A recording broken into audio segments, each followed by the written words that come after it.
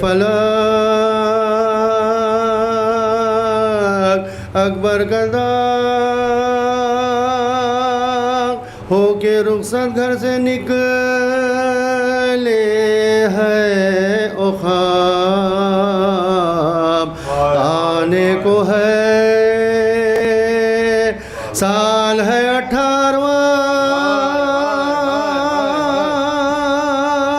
آرس پر سبزہ ہے نمود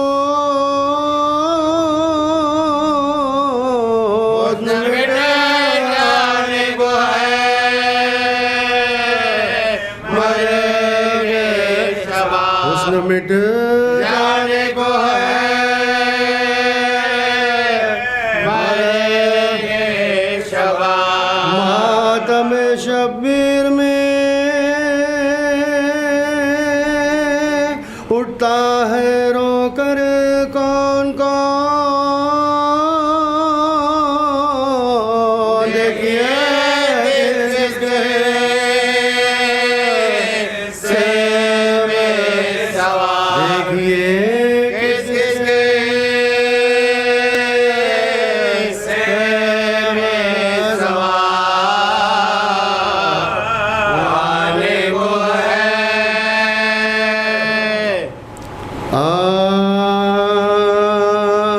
ایک جان لاکھ خریدار عیاذاً باللہ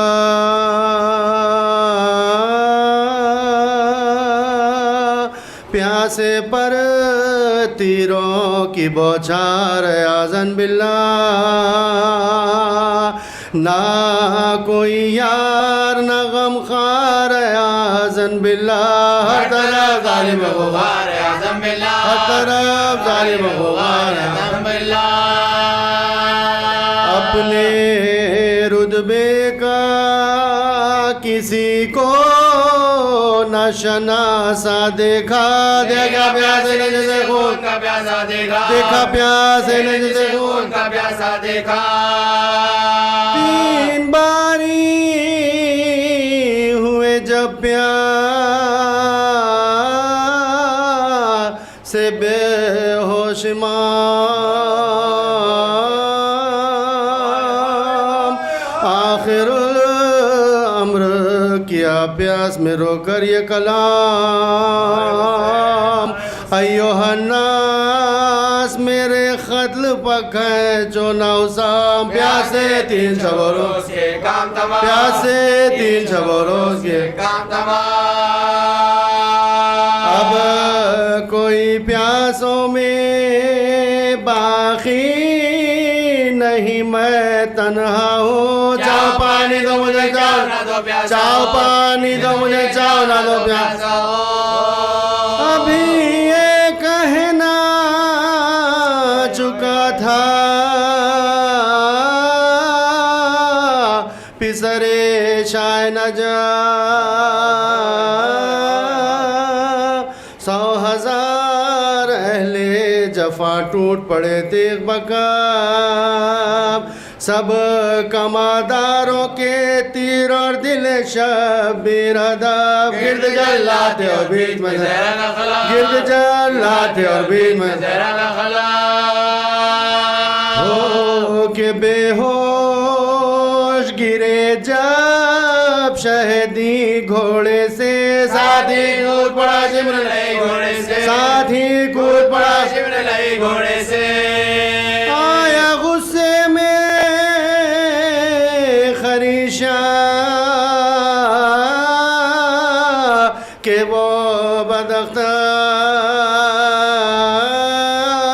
بداختار تیغ ایک ہاتھ میں کھینچے خنجر بے ادب نے جو یہ چاہا کہ چڑھے سینے پر شاہ چوب کیسے بولے گا شاہ چوب کیسے بولے گا سن لے دنیا میں میرے بعد تجھے رہنا ہے تجھے کچھ اپنے عظیموں کے لیے کہنا ہے تجھے کچھ اپنے عظیموں کے لیے کہنا ہے قتل وارث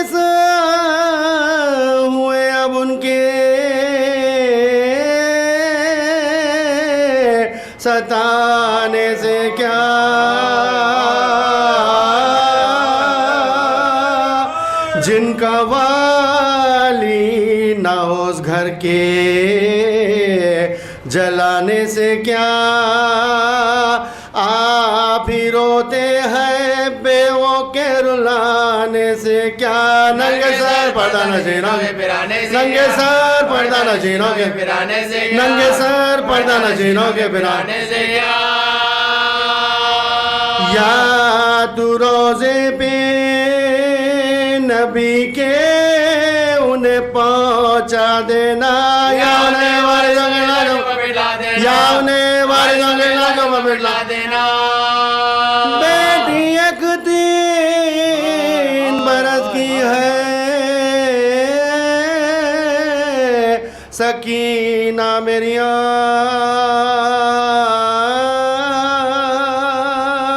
دیکھ تو اس کو تماچے نہ لگانا گمراہ وہ جو روئے نہ گھرکنا نہ ڈرانا للہ میں نے نازوں سے اسے پالا ہے میں نے نازوں سے اسے پالا ہے کل تلک تھی میرے سینے کی وہ سونے والی اب وہ ہے صاحب مادہ میری رونے والی اب وہ ہے صاحب مادہ میری رونے والی شمر بولا کہ سکینہ کو بہت چاہتے ہو شہ نے فرمایا کہ ہاں سب میں پیاری مجھ کو سنگ دل بولا تو بس خیر تم اب کچھ نہ کہو میں نہیں سنتا سکینہ میں نہیں سنتا سکینہ میں تماچے اسے ماروں گا گھرک بھی دوں گا جتنی دی جائے گی میں اسی کو دوں گا جتنی دی جائے گی میں اسی کو دوں گا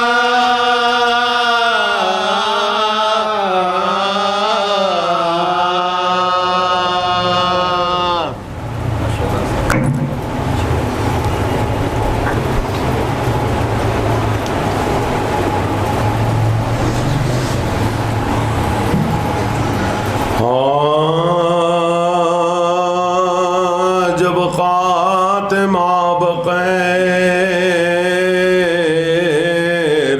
ہوا فوج شاہ کا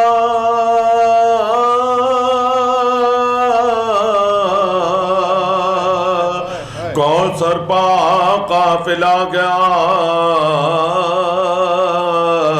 پیاسی سپاہ کا گھر لٹ گیا جناب رسالت پناہ کا کاکڑے تھے یہ تھا بارگاہ بھائی تھے رفیق نا وہ نور عین تھے دو بہنیں رونے والے تھے دو بہنیں رونے والے تھے ہم سب کے بعد خلق سے جانے کو رہ گئے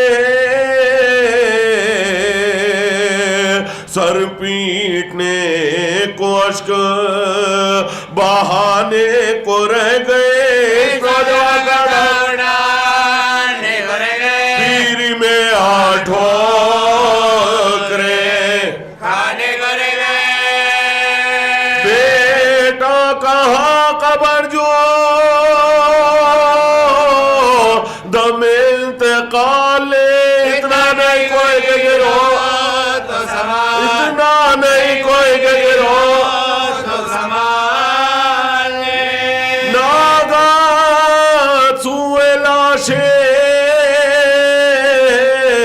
پسر جا پڑی نظر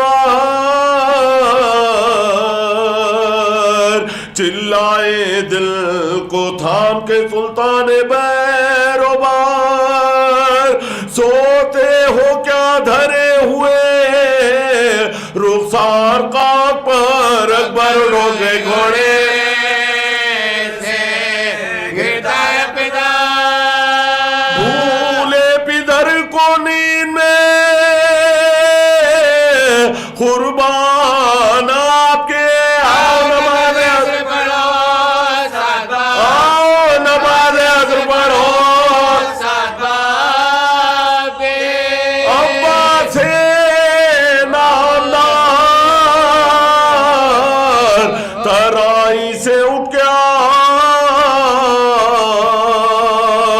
پھوٹتا ہے قلب جل رہے سب جگر کے گھاؤ چھڑکو میری زراح پر جو پانی کہیں سے پاؤ چلتے ہوئے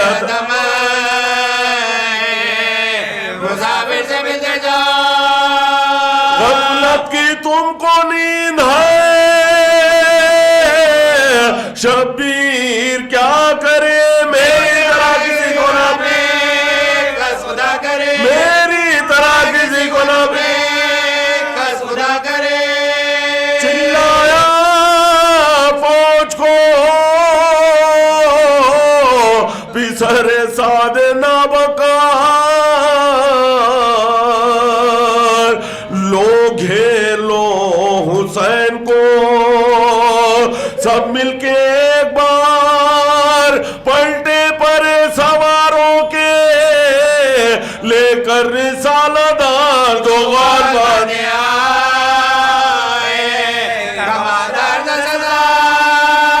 تیر افغانوں میں تیغوں میں بھالوں میں گر گئے بے قد حسین بچے بے قد حسین بچے چلاتی تھی ارے میرا بھائی ہے کس طرح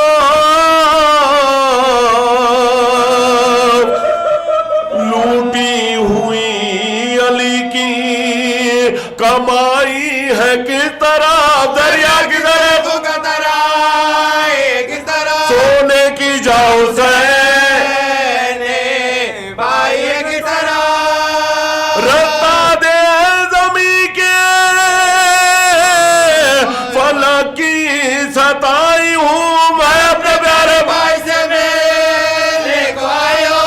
اپنے پیارے بھائی سے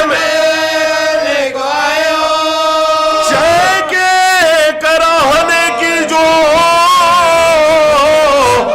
آنے لگی صدا دوڑی ادھر نبی کی نواسی برہ نہ پا دیکھا بہنے کرتے ہوئے دیکھا بہنے کرتے ہوئے آنکھوں بہت رات غم سے کلیجہ پھٹ گیا زہرا کی جائے کا اٹھی تو دیکھا اٹھی تو دیکھا نظر بسار اپنے بھائی کا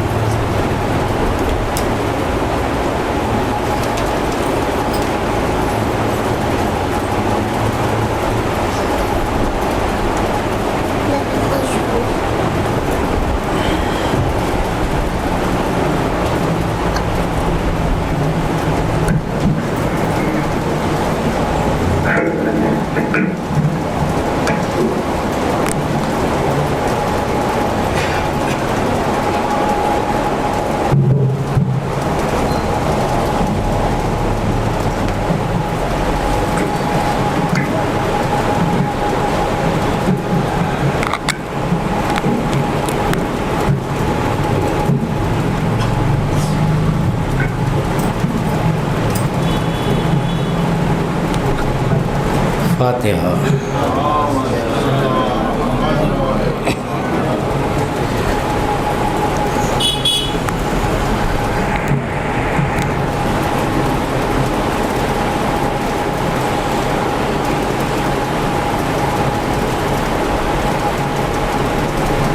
اللہم صلی علی محمد۔ اعوذ باللہ من الشیطان الرجیم، بسم اللہ الرحمن الرحیم، الحمد للہ رب العالمین، والصلاة والسلام علی اشرف الانبیاء والمرسلین، خاتم النبیین مولانا ابی القاسم محمد،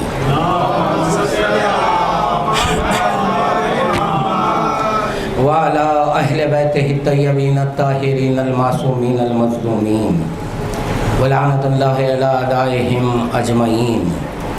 اما بعد، فقد قال اللہ تبارک و تعالی فی کتابہ الحکیم، بسم اللہ الرحمن الرحیم، قل لا اسألکم علیہ اجرا الا المودۃ فی القربى۔ صلوات۔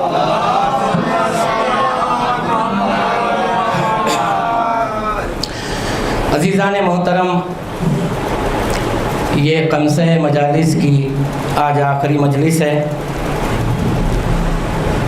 سرور شہوار اور سلمان نے اس کا انعقاد کیا۔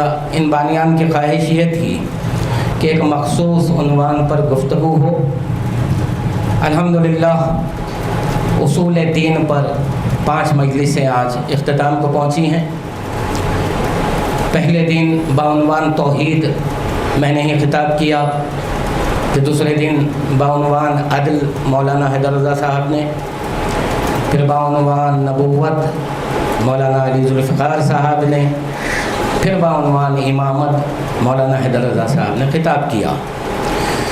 آج کیونکہ آخری مجلس ہے تو میں یہ چاہوں گا کہ ایک ایک جملہ اصول دین کی ہر اصل پر بیان کروں تاکہ آپ کے اذہان میں ایک تسلسل قائم ہو جائے۔ اور بنیادی عنوان ہے دین اور اصول دین۔ تو دین پر ہم نے یہ دیکھا پہلی تقریر میں، قرآن اور اقوال معصومین کی روشنی میں، کہ دین سب سے بہتر اسلام ہے اور اس کے یہ 5 اصول ہیں۔ امام سے سوال ہوا، 5ویں امام محمد باقر علیہ السلام،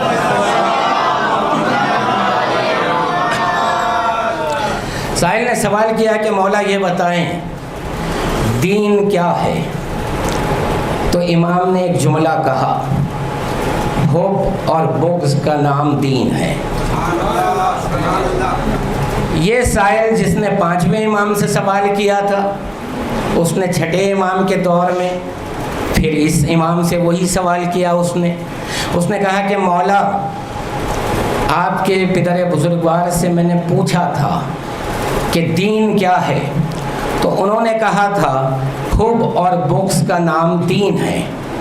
تو 6ٹھے امام نے کہا یہ بتا اس کے علاوہ بھی کوئی دین ہے؟ تو بنیادی طور پر تعارف کیا ہے حب اور بغض؟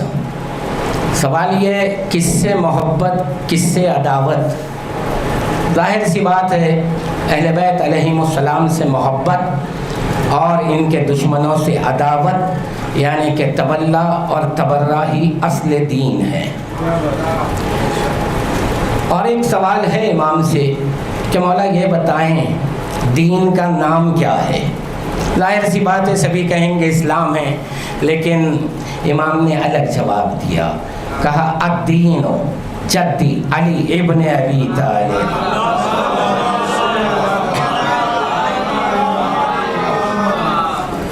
حضور پہلی تقریر میں ہم نے یہ بتایا تھا کہ اللہ نے دین اسلام کی تعریف کی ہے۔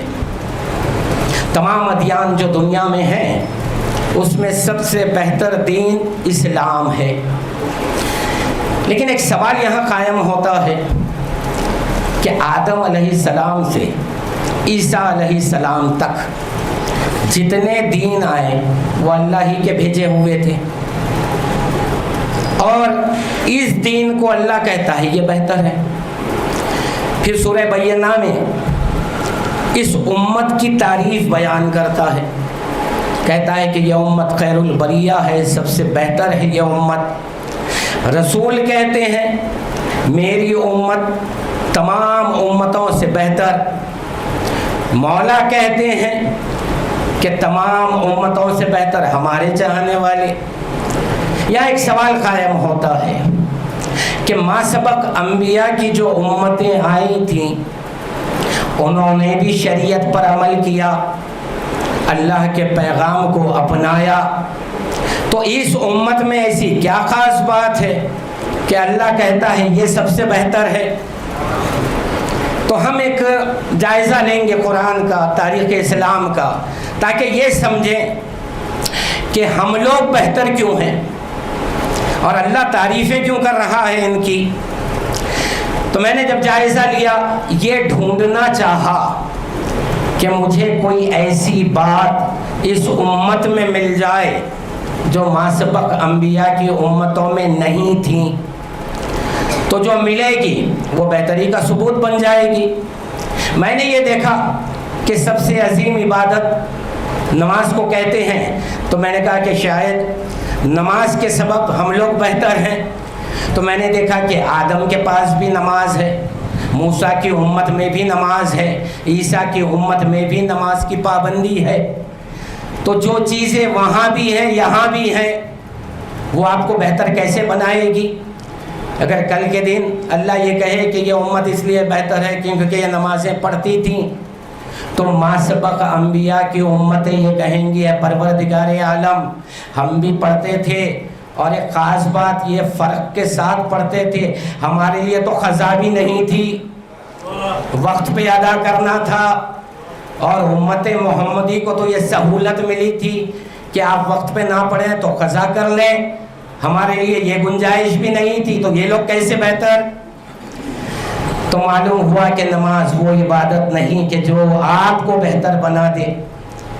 ہم نے دیکھا شاید روزے ہوں گے، 1 مہینے کے روزے رکھتے ہیں مسلمان، تو یہ فریضہ بھی ہے، ہو سکتا ہے کہ روزہ وہ عبادت ہے جو آپ کو بہتر بناتا ہے۔ تو ہم نے یہ دیکھا کہ 30 روزے آدم سے عیسیٰ تک ہر امت پہ واجب، تو پتہ یہ چلا یہ بھی وہ عبادت نہیں ہے جو آپ کو بہتر بناتی ہے۔ ہم نے کہا اچھا حج ہے ہمارے یہاں، تو حج کی عبادت جو ہے یہ سب سے بہتر ہمیں بنا رہی ہے۔ تو ہم نے قرآن میں دیکھا کہ کعبہ تو ابراہیم نے بنایا، پہلا طواف تو ان کی امت نے کیا، تو پتہ یہ چلا یہ بھی وہ عبادت نہیں جو آپ کو بہتر بنا دے۔ ہم نے یہ سوچا کہ چلو احکام شریعہ کی پابندی ہوگی، شریعت پر عمل، تو ہر نبی کے پاس اپنی شریعت ہے اپنے دور کے حساب سے۔ جب پوری تلاش میں نے کر لی تو مجھے ایک ہی عمل ملا پوری ذمہ داری سے جو اس امت کو تمام امتوں سے افضل بنا دیتا ہے، بہتر بنا دیتا ہے، اس عمل کا نام ہے عزاداری سید الشہداء۔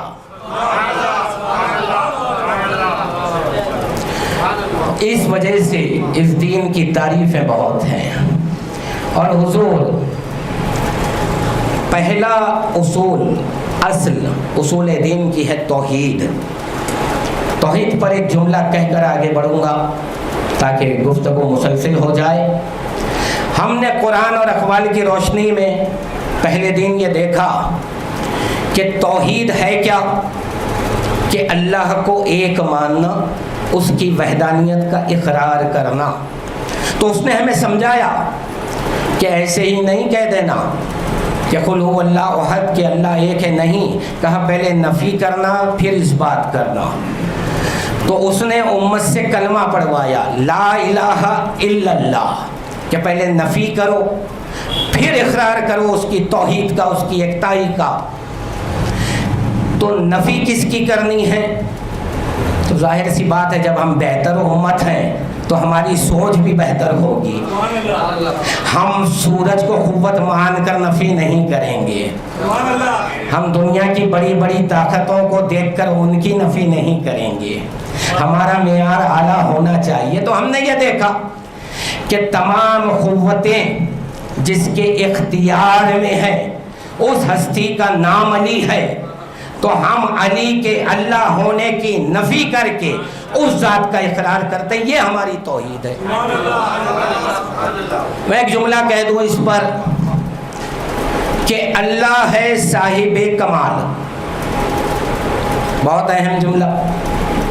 اللہ ہے صاحب کمال. میں نے یہ نہیں کہا کہ اللہ کمال ہے. اللہ صاحب کمال ہے. کمال کا نام علی ہے. اللہ کی ذات ہے صاحب کمال. اس نے جو کمال ظاہر کیا اس کا نام علی ہے. تو ہم اس کمال کی نفی کرتے ہیں کہ یہ اس کا کمال ہے مگر اللہ نہیں ہے. ایک صلوات پڑھ دیں.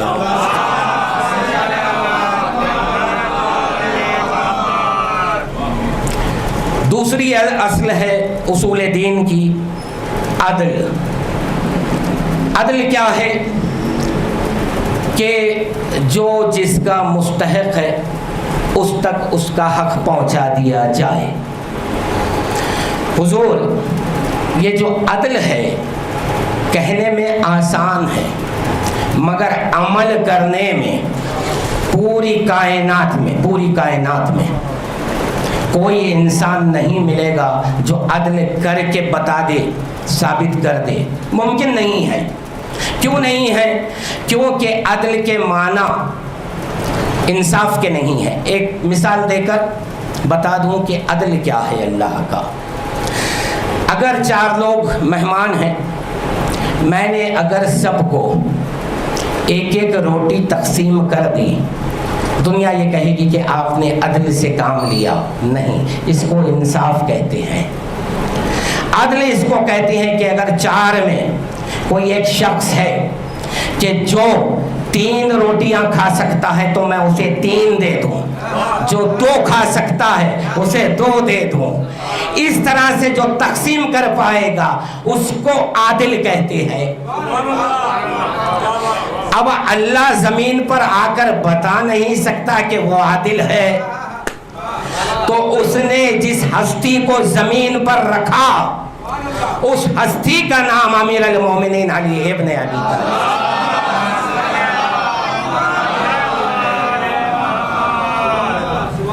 اچھا، تیسری اصل نبوت. نبوت کیا ہے؟ کہ اللہ ہدایتیں جب بندوں کو دینا چاہ رہا تھا تو نبوت کا آغاز کیا. آدم سے سرکار تک یہ سلسلہ آیا. 1,24,000 انبیاء پورے ہو گئے. تو نبوت کا کام یہ تھا کہ اللہ کے پیغام کو بندوں تک پہنچا دے. یہ کام ہوتا ہے نبی کا. اب ہم نے یہ دیکھا تاریخ میں کہ 1,24,000 انبیاء آئے. میں نے قرآن پڑھ کر سمجھنا چاہا، شیعہ سنی تمام کتابوں میں یہ ڈھونڈنا چاہا کہ بھئی اتنے انبیاء آئے کیوں؟ پیغام تو ایک ہی تھا آدم سے سرکار تک. بہت توجہ یہاں پر. بھئی آدم نے بھی کہا قولوا لا الہ الا اللہ. موسیٰ نے بھی اپنی امت سے کہا لا الہ الا اللہ کہو، اللہ کو ایک مانو، اس کی وحدانیت کا اقرار کرو. سرکار کا دور آ گیا، آخری نبی سرکار نے بھی یہی کہا قولوا لا الہ الا اللہ وتفلحوا.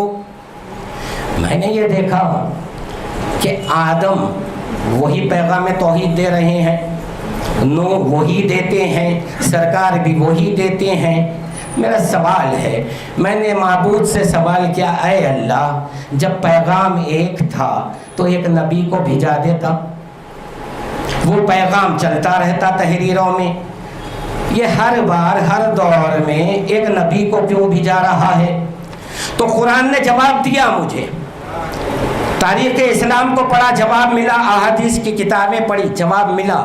جواب یہ ملا کہ جب بھی کوئی نبی دنیا سے جاتا تھا تو امت حق اور باطل کو ملا دیتی تھی، تو حق کی پہچان مٹ جاتی تھی. تو پھر اللہ پھر دوسرے نبی کو بھیجاتا تھا، پھر وہ نبی آتا تھا، حق اور باطل کی تقسیم کرتا تھا. پھر جب وہ جاتا تھا उम्मत हक और बातिल को मिला देती थी। ये सिलसिला सरकार तक आता रहा। मैंने कहा अय अल्लाह, अब सरकार पर खत्म नबुव्वत क्यों कर रहा है?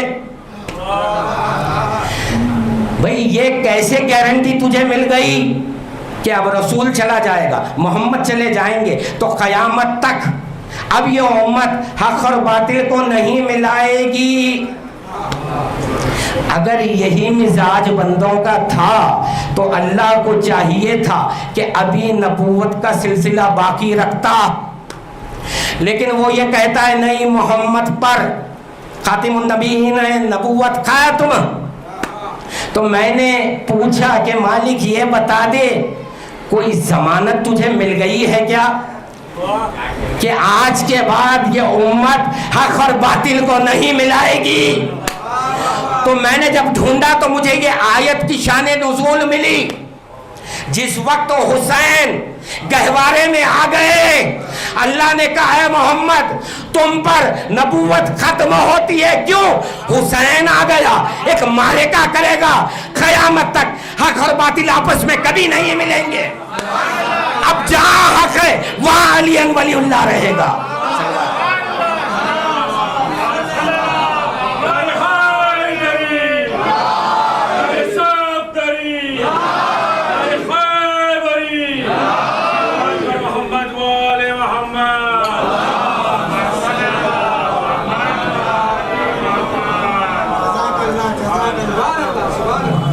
जमानत हुसैन ने ले ली। अल्लाह का इत्मीनान देखे, वो खादिर मुतलक है। वो ये कहता है मोहम्मद अब नबियों की ज़रूरत नहीं है। तो हुजूर आपने देखा कि नबूवत तक हम आए। एक ख़ास बात आपने गौर की है कि तौहीद पर हमने बात की तो बग़ैर अली के तौहीद समझ में नहीं आई। नबूवत पर बात की, अदल पे बात की तो बग़ैर अली के अदालत समझ में नहीं आई। बात की नबूवत पर तो ख़त्म नबूवत अली वलीउल्लाह के सबब मिला। अब चौथी असल का नाम ही इमामत है, तो इमामत का आगाज़ ही अली से होता है। तो जब मैंने ये देखा कि उसूल दीन की पहली असल तौहीद में अली, अदल में अली, नबूवत में अली, इमामत में अली, तो खुद अक्ल ने एक आवाज़ दी कि क़यामत भी अली के फैसले का नाम है। एक सलवात और पढ़ देना।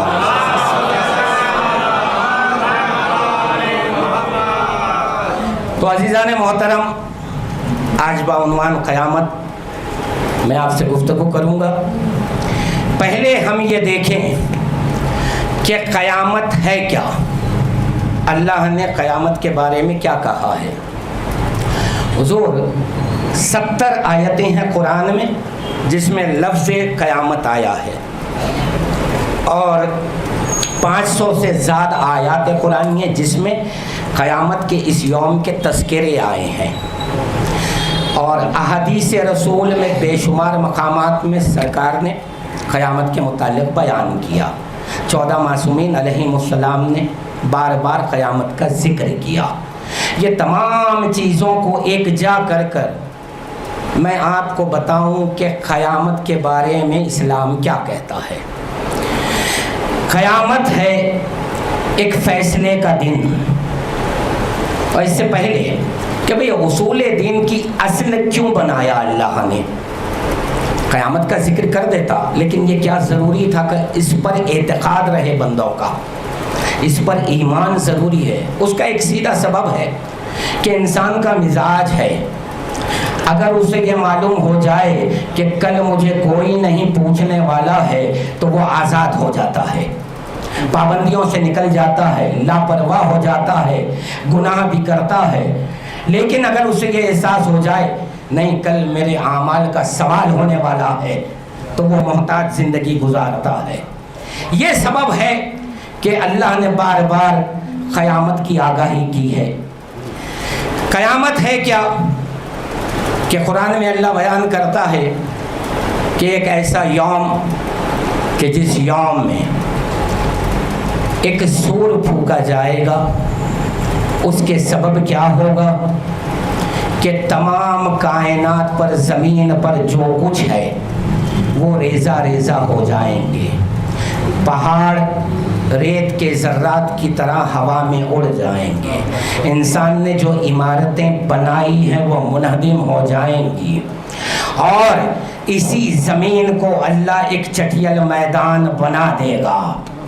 چاند اور سورج فنا ہو جائیں گے. آسمان پھٹ جائے گا. ملائکہ اتر جائیں گے. غور نہیں کیا آپ نے؟ جب چاند اور سورج فنا ہو جائیں گے تو روشنی کہاں رہے گی؟ تو کچھ وجود ایسے ہوں گے کہ جن کا نور عالم کو روشن کرے گا. یہ ہے پہلا منظر قیامت کے دن کا. اس کے بعد جب سب فنا ہو جائیں گے، ہر انسان مر جائے گا، تو پھر دوسری بار سور پھونکا جائے گا. تو جتنے مر گئے ہیں وہ پھر سے زندہ ہوں گے. اب یہ ہوگا میدان محشر. یہ تمام آدم علیہ السلام سے لے کے سرکار تک اور قیامت تک جتنے لوگ دنیا میں آئے ہیں سب کو اللہ جمع کرے گا. حساب و کتاب ہوگا. یوم قیامت کو کئی مقامات پر یوم وحشت کہا گیا ہے، یوم زحمت کہا گیا ہے، لیکن مولا نے مومنین کے لیے کہا کہ قیامت ہے یوم وحشت، یوم زحمت، لیکن مومنین کے لیے یوم نجات، یوم راحت ہے. جی اب یہ ہے قیامت. اب میں نے قرآن کو دیکھا تو پھر مجھے ایک بات سمجھ میں نہیں آئی کہ قیامت کا تعارف بھی دیتا ہے بار بار، اور 4 مقامات پر قرآن میں اللہ کہتا ہے کہ اللہ ارادہ کر چکا ہے، ارادہ کر چکا ہے کہ قیامت لا کر رہے گا. جب اس نے ارادے کی بات کی آیت میں تو مجھے سورہ یاسین کی آیت یاد آئی. انما امرہ اذا اراد شیئا ان یقول لہ کن فیکون. اس کا امر ایسا ہے، وہ کسی شے کا ارادہ کرتا ہے، کن کہتا ہے، اسی وقت ظاہر ہو جاتی ہے. اے اللہ ایک بات سمجھ میں نہیں آئی، قیامت کا ارادہ کر چکا اور تو یہ کہتا ہے تیرے ارادے کی شان یہ ہے کہ ارادہ کرتے ہی ظہور میں آ جائے. تو 1400 سال ہو گئے ارادہ کر کے، اب تک قیامت آئی کیوں نہیں؟ اب پوری قرآن میں ارادہ کر کے اس کو عمل میں لانا، نہیں لانے کا سبب اللہ نے بیان کیا. میں نے بہت ڈھونڈا، علماء سے بھی پوچھا ہے کہ بھئی اللہ قرآن میں خود اپنی شان بیان کرتا ہے کہ میں ارادہ کرتا ہوں جس کا بھی وہ اسی وقت ہو جائے، کن فیکون، فوراً ہو جائے. پھر میں نے سوال کیا کہ جب ارادہ کر چکا قیامت کا تو فوراً آ کیوں نہیں گئی؟ تو سبب تو بیان کر دے اللہ کہ اس سبب سے میں نے قیامت کو رکائے رکھا ہے. سبب ملا نہیں تو ایک فلسفے سے ذرا سمجھیں گے ہم کہ ارادہ ہو چکا، عمل میں کیوں نہیں آئی قیامت. لازم اور ملزوم ایک فلسفہ ہے، یہ اس کو ابھی سمجھاؤں کہ ملزوم وہ ہوتا ہے جو لازم کا ماتحت ہوتا ہے. جب تک لازم عمل میں نہ آئے ملزوم آ نہیں سکتا. مثال دیتا ہوں کہ سلام کرنا ہے سنت، جواب سلام ہے واجب. اب میں یہ ارادہ کروں کہ میں واجب عمل کروں گا جواب سلام، اور جب تک کوئی مجھے سلام نہیں کرے گا میں یہ واجب عمل کر ہی نہیں سکتا. تو پتہ یہ چلا کہ یہ جو سنت عمل ہے سلام کرنا یہ ہے لازم، جواب سلام ہے ملزوم. تو سمجھ میں آ گیا کہ قیامت ہے ملزوم، کوئی ایک لازم کا ظہور باقی ہے. جب تک وہ ظاہر نہیں ہوگا ملزوم ٹھہرا رہے گا. تو ظاہر سی بات ہے کہ آخری وقت کی حجت اللہ کی جانب سے آ جائے گی، اور وہ تفصیل مجھے بیان نہیں کرنا ہے، ورنہ یہ ہوگا کہ موضوع بدل جائے گا، پھر ظہور امام، پھر وہ حالات، پھر وہ رجت، تو عنوان بدل جائے گا۔ مجھے قیامت پر رہنا ہے، تو منزل یہ ہے کہ قیامت کا دن اتنا قیامت کا ہے کہ انسان پریشان حال رہیں گے۔ اہل سنت کی کتاب ہے مستدرک الحاکم، جس کی 5ویں جلد آخری صفحات پر یہ حدیث موجود ہے کہ صحابہ کے سامنے جب رسول اللہ یہ بیان کر رہے تھے کہ دیکھو قیامت کا دن ایسا ہوگا کہ تمام بندے میدان محشر میں گھبرائے ہوئے، پریشان حال، نفسا نفسی کا عالم، اس حال میں رہیں گے، کوئی پوچھنے والا نہیں ہوگا اور وحشت سے کانپتے ہوں گے۔ تو اصحاب نے سوال کیا یا رسول اللہ سبھی کے ساتھ یہ حال ہوگا؟ کہا ہاں سب کے ساتھ۔ تو کہا کہ کوئی ایسی عبادت ہے جو تعلیم کر دیجئے تاکہ یوم محشر اس گھبراہٹ سے ہم امان میں رہیں۔ تو رسول اللہ نے کہا یاد رکھو زندگیوں میں اپنی میرے اہل بیت پہ درود پڑھا کرو۔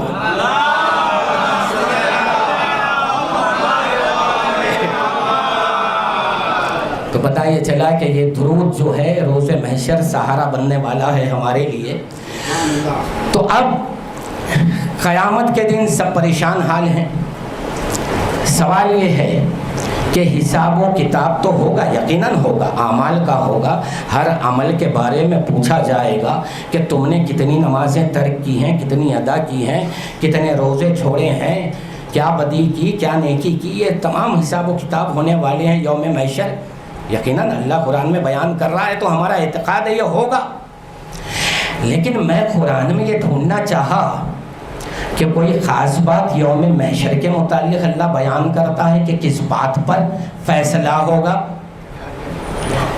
یہ تمام اعمال پر ہوگا۔ تو کئی آیات قرآنی ہیں یہی بیان کرتی ہے، پوچھا جائے گا تمہاری نیکیوں کے بارے میں، تمہاری بدیوں کے بارے میں، پھر اقوال میں، احادیث میں، کتابیں بھری پڑی ہیں، اقوال ہیں بے شمار کہ ہاں ہر ایک لمحے کا حساب ہوگا، کہ تو نے اگر کوئی خطا سوچی تھی تیرے ذہن میں تھی اس کا بھی حساب، تو نے کوئی عمل اچھا کیا اس کا بھی حساب، لمحہ لمحہ زندگی کا حساب میں آ رہا ہے، جو ہم نہیں دیکھ رہے ہم بھول جاتے ہیں مگر اللہ کے فرشتے لکھ رہے ہیں برابر۔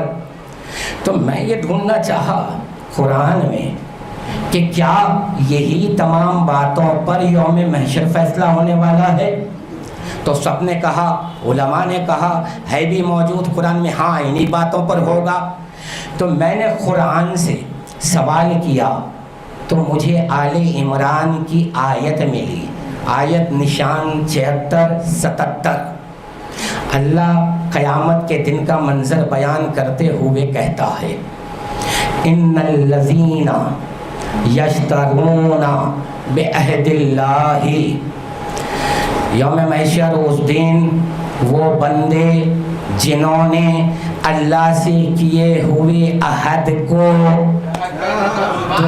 دنیاوی مفاد کی خاطر بیچ دیا، وَلَا يُكَلِّمُهُمُ اللَّهُ وَلَا يَنظُرُونَ إِلَيْهِمْ یوم القیامہ۔ تو اللہ ان بندوں سے جنہوں نے عہد کو توڑا، اللہ سے کیے ہوئے عہد کو توڑا ہے، تو ان کی طرف نہ نظر رحمت کرے گا، نہ ان سے کلام کرے گا، ان کو کوئی اجر نہیں ملے گا۔ بھئی قرآن میں آیت تو مل گئی، اب یہ عہد کسی نبی سے نہیں کیا انہوں نے، اللہ کہتا ہے بے عہد اللہ، وہ عہد جو اللہ سے کیا ہے، اس عہد سے جنہوں نے وعدہ خلافی کی وہ بندے پریشان رہیں گے، وہ نہیں جنہوں نے وعدہ وفا کیا ہے۔ پھر میں نے دیکھا کہ سورہ یاسین میں اللہ اس عہد کو پھر سے یاد دلاتا ہے، آیت نشان 60۔ اللہ کہتا ہے الم عہد الیکم یا بنی آدم اللہ تعبدوا الشیطان انہ لکم عدو مبین، اے بنی آدم تم نے مجھ سے عہد کیا تھا یعنی یہاں زمین پر اللہ بندوں کو وہ عہد یاد دلاتا ہے جو عالم ارواح میں ہم کو بھجانے سے پہلے ہم سے عہد لیا، معاہدہ کیا، قرآن میں سورہ یاسین میں یاد دلا رہا ہے۔ اے بنی آدم، تم نے مجھ سے عہد کیا، کیا عہد کیا؟ کہ شیطان کی اطاعت نہیں کرو گے، میری اطاعت کرو گے، وَأَنِبْتُونِی، میری اطاعت کرو گے، ھذا صراط مستقیم، یہی صراط مستقیم ہے۔ حضور تھوڑا میں اس پہ ابھی قول دے دوں گا، لیکن کیا ہے غیروں کے لیے بھی جواب بن جائے نا۔ آپ تو میں قول سناتے ہی مان لیں گے، لیکن یہ تبصرہ جب غیر کے سامنے رکھیں گے وہ کہے گا بھئی اس قول کو ہم کیوں مانیں؟ تو اگر ہم آیت سے ہی تبصرہ کر کے دیکھ لیں کیا نتیجہ نکلتا ہے تو پھر بہتر ہو جائے گی بات، جواب بہتر بنے گا آپ کا۔ بھئی اب اس آیت کو دیکھیں، اللہ نے ہمیں عہد یاد دیا۔ اچھا یہ وہ کون سا عہد ہے جو عالم ارواح میں ہم سے اللہ نے کیا، اور اسی عہد کا سوال کہاں کر رہا ہے؟ قیامت میں۔ اب اس عہد کو میں نے آیت میں دیکھا، آیت کہتی ہے عہد یہ ہے شیطان کی اطاعت نہیں کرنا، شیطان سے انکار کرنا، یعنی اس سے نفرت کرنا، میری اطاعت کرنا، میرا اقرار کرنا، مجھ سے محبت کرنا۔ میں پریشان ہو گیا، اللہ تیری باتیں تو جانے، لیکن ہم بندوں کو جو بنایا ہے تو، ہماری حیثیت ہماری اوقات تو جانتا ہے، تو یہ کہتا ہے کہ شیطان کی اطاعت نہیں کرنا، اس سے نفرت کرنا، اس سے انکار کرنا، تو یہ اسی وقت ممکن ہے کہ جب شیطان سامنے آ جائے۔ شیطان بندوں کے سامنے آتا نہیں، اور پھر یہ کہتا ہے میری اطاعت کرنا، مجھ سے محبت کرنا، میرا اقرار کرنا، اور اللہ ہمارے سامنے آ نہیں سکتا۔ بھئی یہ کیسا اقرار، کیسا معاہدہ تو نے کروایا ہم سے کہ شیطان آتا نہیں، تو آ نہیں سکتا، یہ تیری شان ہے، تو لامحدود ہے، ہم محدود ہیں۔ اب وہ یہ کہتا ہے مگر ھذا صراط مستقیم، یہی صراط مستقیم ہے۔ میں نے مولا کے بتائے ہوئے طریقے پر قرآن پڑھی، مولا نے یہ کہا تھا اگر ایک آیت تمہیں بات نہ سمجھائیں تو یہ دیکھنا اس عنوان پر اور کتنی آیتیں ہیں قرآن میں تمہیں حق مل جائے گا۔ میں نے اس آیت کو دیکھا ھذا صراط مستقیم، تو میں نے کہا یہ صراط مستقیم سورہ فتح میں فاتحہ میں آیا ہے۔ میں نے جا کر سورہ پڑھا، الحمدللہ رب العالمین الرحمن الرحیم مالک یوم الدین ایاک نعبد و ایاک نستعین اہدنا الصراط المستقیم۔ ان کا راستہ، ہمیں صراط مستقیم پر گامزن رکھ، صراط الذین انعمت علیہم، ان کا راستہ جن پر انعام نازل ہوا۔ تو اب بات سمجھ میں آ گئی، غیر المغضوب علیہم ولا الضالین، ان کا نہیں جو بھٹکے ہوئے ہیں۔ تو یہ آیت سے یہ آیت کو جوڑا تو نتیجہ یہ نکلا شیطان تو نہیں آئے گا، مگر شیطانی مزاج رکھنے والے غیر المغضوب علیہم ولا الضالین والے کچھ بندے ہوں گے سامنے۔ اللہ کی اطاعت تم دیکھ کے نہیں کر سکتے، تو اللہ کہہ رہا ہے صراط الذین انعمت علیہم، جو صاحبان انعام ہیں ان کی اطاعت اللہ کی اطاعت بنے گی۔ تو اب دو لوگ ہو گئے، ایک جو شیطان کا پرچار کرتے ہیں، ایک وہ جو توحید کا پرچار کرتے ہیں۔ اچھا بھائی یہ محبت اور نفرت کو کہتے کیا ہیں؟ کسی فرقے میں اس کا جواب نہیں ہے۔ ہمارے فرقے میں فروع دین میں 9ویں فرع ہے تولا، 10ویں فرع ہے تبرع۔ تو پتہ یہ چلا کہ وہ جو عہد تھا وہ تولا اور تبرع ہی کا تھا۔ میں ابھی بات پوری پہنچاؤں گا، پھر قول بھی دے دوں گا۔ ایک بات یاد آ گئی ہے مجھے دوران گفتگو، اور وہ اس عنوان سے مربوط ہے۔ اس آیت میں ایک لفظ آیا ہے، گھر جا کر قرآن ضرور دیکھیں آپ، لطف آئے گا۔ انعمتا کا املا بیان کرتا ہوں، شورا حضرات موجود ہیں۔ الف نون عین میم تا، 5 حروف آئے ہیں انمتا میں. ہمارے اصول دین کیا ہیں؟ 5 ہے نا. توحید، عدل، نبوت، امامت، قیامت. ذرا ان 5 حروف کو دیکھیے. الف سے امامت، نون سے نبوت، عین سے عدل، میم سے معاد یعنی قیامت، تے سے توحید. تو پتہ یہ چلا وہی فرقہ صاحبان انعام کو مانتا ہے جن کے اصول 5 ہیں. ایک صلوات پڑھیے.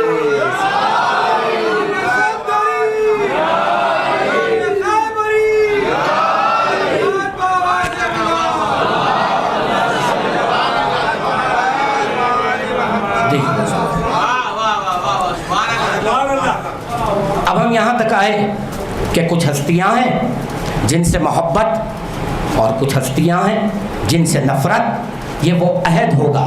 لیکن نہیں، ذرا یہ دیکھیں آیت کیا کہتی ہے. یا بنی آدم، خالی امت محمدی سے عہد نہیں لیا اللہ نے. بنی آدم کہنے کے بعد آدم بھی آ گئے، ان کی امت بھی آ گئی، 1,24,000 انبیاء بھی آ گئے. تو سب کے پاس ہونا چاہیے یہ عہد. لیکن اب اگر ہم دیکھیں تو سب کے پاس ذکر محمد و آل محمد اگر تعارف کے طور پہ ہے، مگر عہد تو نہیں لیا گیا ان سے. تو پھر ہماری بات تو غلط ثابت ہو سکتی ہے. تو بات اتنی ہے کہ انبیاء جو گزرے ہیں ما سبق، ان کی جو امت تھی ان کی نجات کا انحصار ان کے نبی پر تھا. لیکن ان کے نبی کے لیے ضروری تھا یہ عہد پہ باقی رہے. ابھی دلیل دے رہا ہوں میں، ابھی دلیل دے رہا ہوں آپ کو. وحید الزمان جنہوں نے اردو کا انسائکلوپیڈیا لکھا ہے، اس میں انہوں نے جہاں لفظ شیعہ آیا ہے تو شیعہ لفظ کو سمجھانے کے لیے ایک روایت انہوں نے انہی کی کتابوں سے لکھ دی. انہی کی کتابوں سے. وہ روایت صرف اتنی ہے کہ معراج میں جب 4تھے آسمان پر سرکار گئے، تمام انبیاء صف بنا کر آئے ملاقات کے لیے. سب سے آگے ابراہیم تھے، انہوں نے سلام عرض کیا. اس کے بعد سب نے دیکھا کہ ایک نورانی سواری آ رہی ہے. نورانی اونٹ پر ایک نور کا پیکر آ رہا ہے اور ستاروں کی مانند چہرے اس کا طواف کر رہے ہیں. ابراہیم نے کہا اے حبیب خدا، اے محمد ابن عبداللہ، یہ بتاؤ کہ یہ کون آ رہا ہے؟ رسول اللہ نے کہا ابراہیم آپ نے پہچانا نہیں؟ یہ میرا بھائی علی ابن ابی طالب ہے.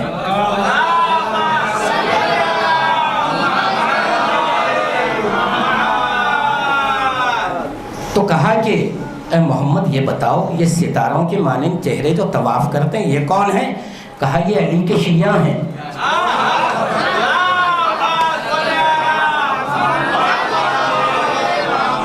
جیسے ہی یہ سنا ابراہیم نے بسمیت آدم تمام انبیاء نے کہا اے محمد ہمارا نام بھی شیعوں میں لکھ لو.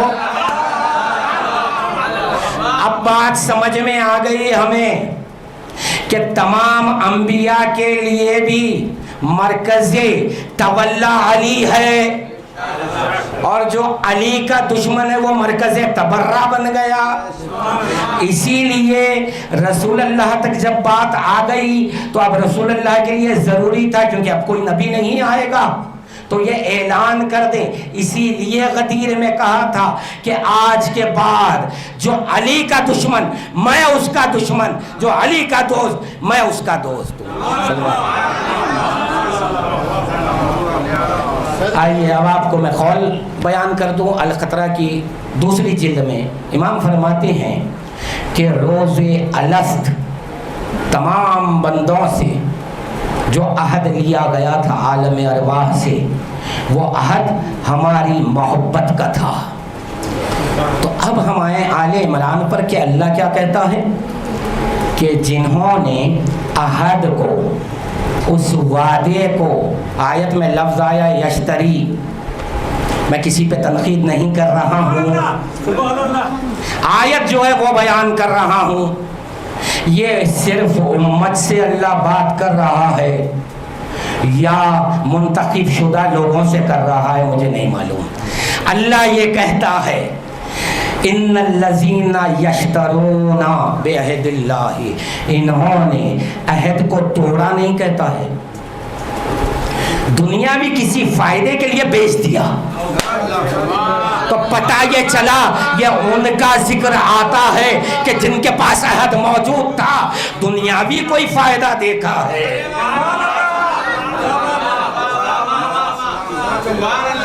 جی جی، اب ہم نے دیکھا کہ عہد ہے محبت کا، ولایت کا عہد، ٹھیک ہے بھائی۔ اب ذرا آیت میں آگے بڑھیں ہم۔ سورہ غاشیہ تو آغاز ہی خوف سے کرتا ہے۔ اللہ کہتا ہے محمد آپ کو وہ خبر پہنچ گئی ہے کہ تمام جو محیط کر دے گی قیامت، اس کا ذکر آ گیا، اور اس دن بہت سے چہرے عاجز ہوں گے۔ اچھا یہ تو ہے، لیکن آئیے سورہ کہف میں آیت نشان 104 میں تو اور قیامت کا ذکر ہے۔ اللہ یہ کہتا ہے کہ آؤ محمد ہم ان لوگوں کے بارے میں آپ کو بتائیں کہ جو عمل کے معاملے میں خسارے میں ہیں، عمل تو کیا مگر نقصان اٹھانے والے ہیں۔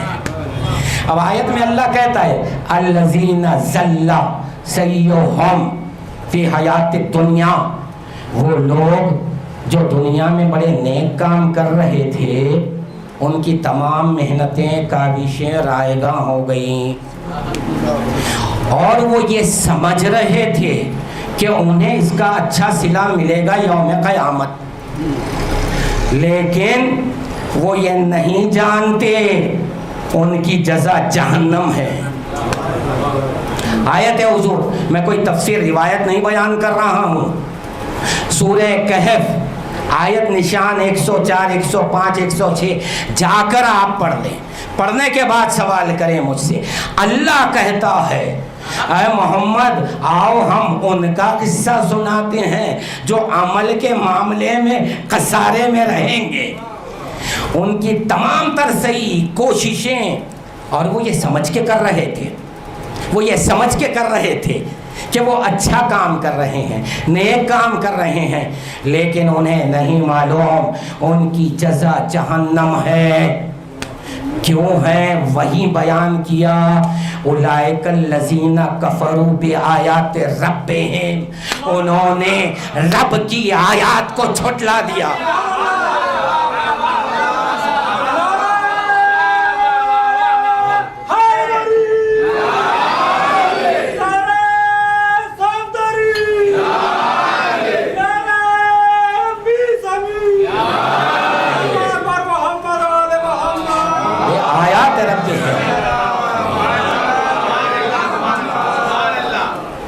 اللہ کی رب کی آیات کو جھٹلا دیا۔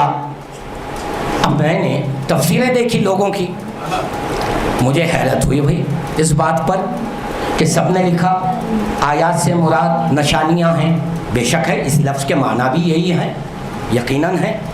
تو نشانیوں کی فہرست میں مفسران قرآن لکھتے ہیں، یعنی کہ جیسے سورج، چاند، سیارے، ستارے، ہوا، یہ سب اس کی نشانیاں ہیں۔ اچھا بھائی ٹھیک ہے، اگر یہ میں مان لوں، آپ کی تفسیر مان لوں، تو کون سا ایسا مسلمان ہے بھائی کہ جو یہ کہے کہ یہ اللہ کی نشانی نہیں ہے؟ تو اگر ان کو نشانیاں مان لیا تو یہ طے ہو گیا کہ امت محمدی کا تذکرہ نہیں ہے یہاں پر، کیونکہ پوری امت یہ ہر شے کو یہ مانتی ہے کہ وہ اللہ کی مخلوق ہے، اللہ کی نشانی ہے۔ تو آیت میں اگر کافروں کا ذکر ہوتا تو میں آپ کی بات مان لیتا، لیکن آیت میں ذکر ہو رہا ہے امت کا کہ وہ نیک اعمال کرتے تھے۔ تو اب مجھے ڈھونڈنے پر قرآن نے مجبور کر دیا کہ وہ آیات کیا ہیں۔ یہ نہیں ہے وہ نشانیاں جس کو کوئی جھٹلائے، پوری امت مانتی ہے۔ تو سمجھ میں آیا کہ 14 ایسی آیات ہیں جس کو تمام امت انکار کر رہی ہے۔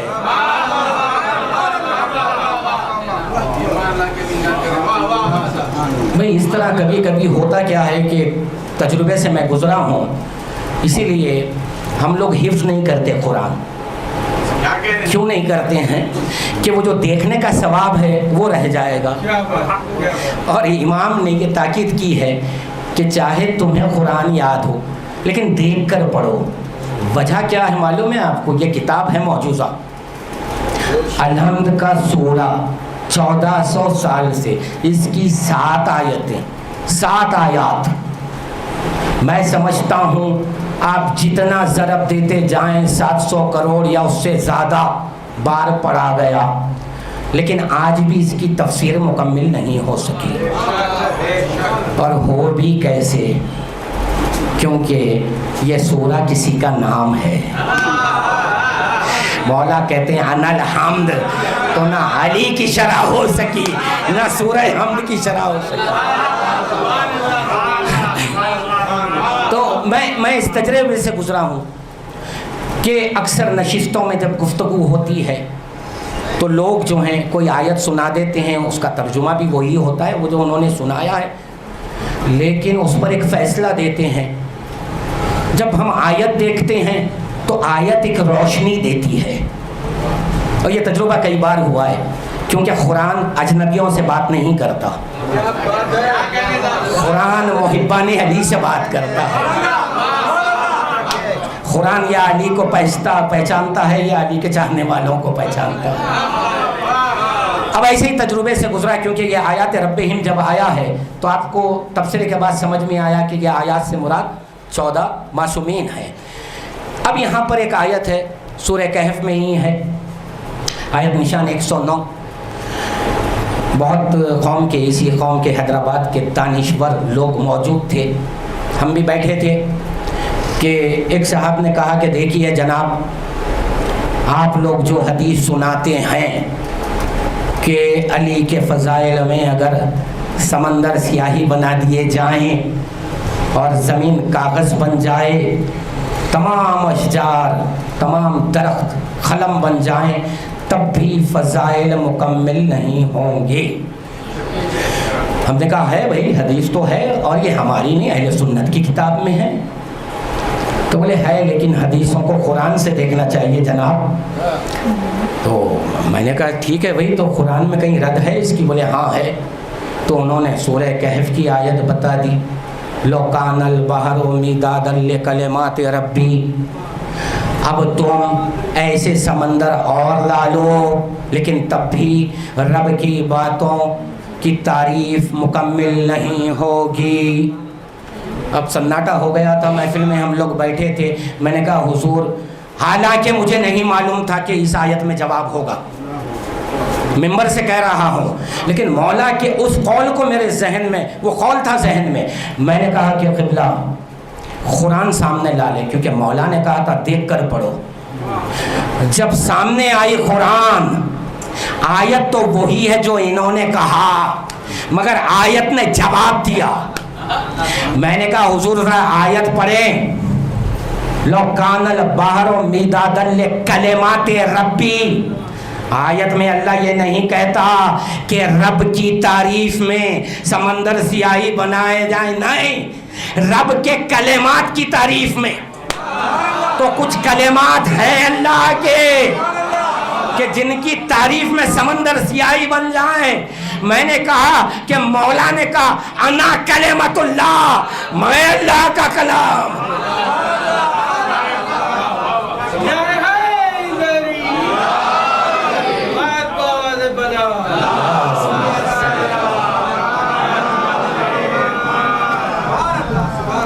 بھائی اب آپ یہ بتائیں کہ یہ تو ہم نے حاصل کر لیا کہ یوم قیامت اس عہد کی بات ہوگی، لیکن ایک سوال رہ جاتا ہے.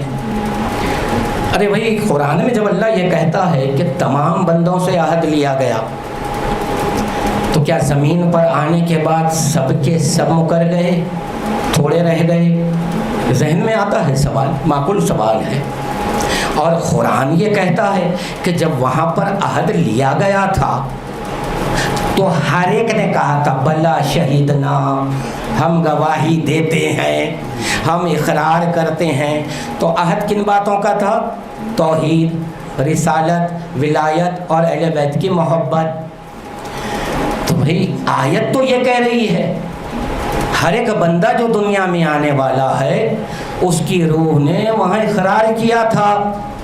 جب وہاں پر اقرار کیا تھا, یہاں آ کر سب کے سب انکار کیسے کر سکتے ہیں؟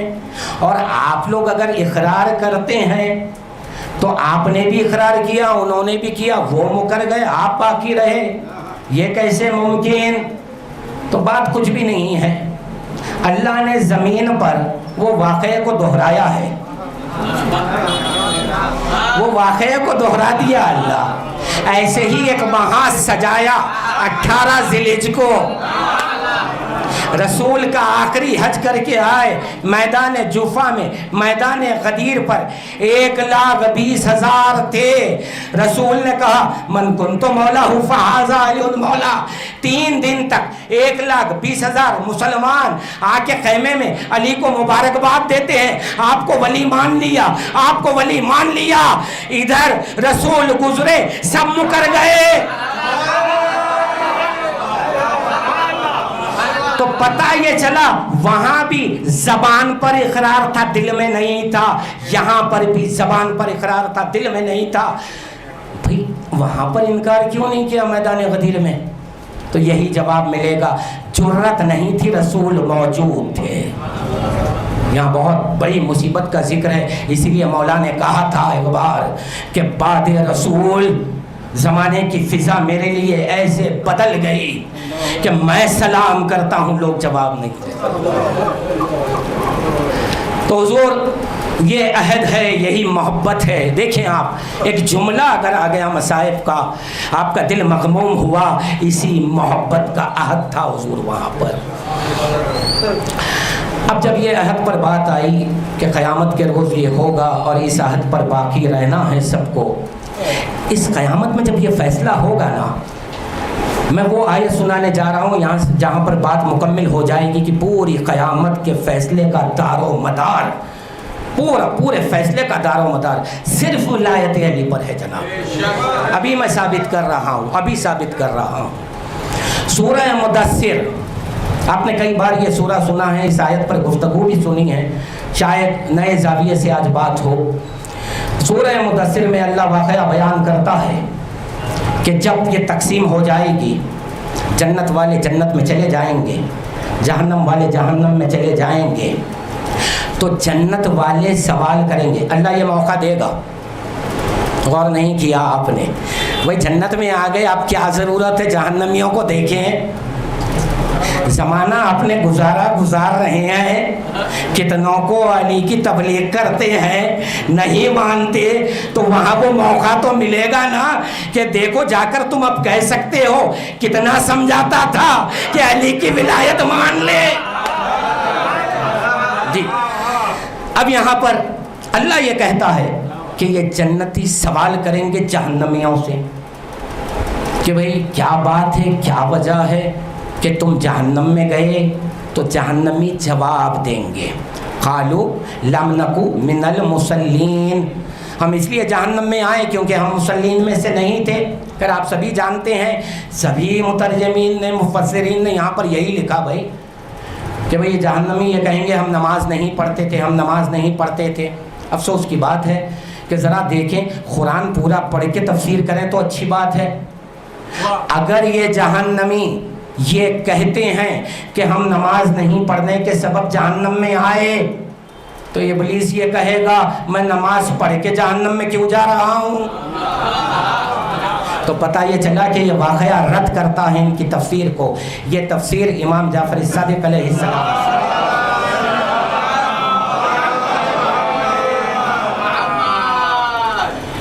امام فرماتے ہیں حیات القلوب 3 جلد, کیونکہ جہاں پر بھی میں نے یہ پڑھا ہے ہماری قوم کے چند لوگ دانشور جہاں بامبے میں, اورنگ آباد میں یہ تجربے ہوئے ہیں میرے ساتھ کہ جب میں نے یہ تفسیر بیان کی, فوراً مجلس کے فوراً بعد 10-20 لوگ آ گئے, کہا کہ پہلے حوالہ دیجیے آپ. تو کتاب منگایا ہے, اس میں حوالہ تو ضرور پڑھیں جا کر آپ لوگ کہ 3 جلد میں 6 امام کے سامنے ایک صحابی نے یہ آیت پڑھی.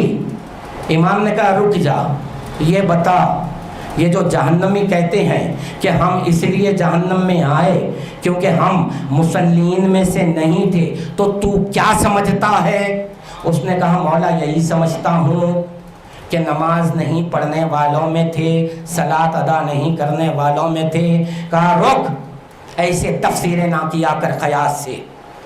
کہا یہاں جو لفظ مسلین آیا ہے وہ صلاۃ سے نہیں بنا ہے۔ امام نے کہا یہ لفظ ہے صلاح۔ صلاح کہتے ہیں کسی ایسے سابق کے ساتھ ساتھ اتنے قریب آ جانا۔ کہا یہ صلاح لفظ مسلین ہے، ہم ہیں سابق، ہمارے چاہنے والے مسلین ہیں۔ مطلب جہنمی یہ کہتے ہیں ہم اس لیے جہنم میں آئے کیونکہ ہم علی والے نہیں تھے۔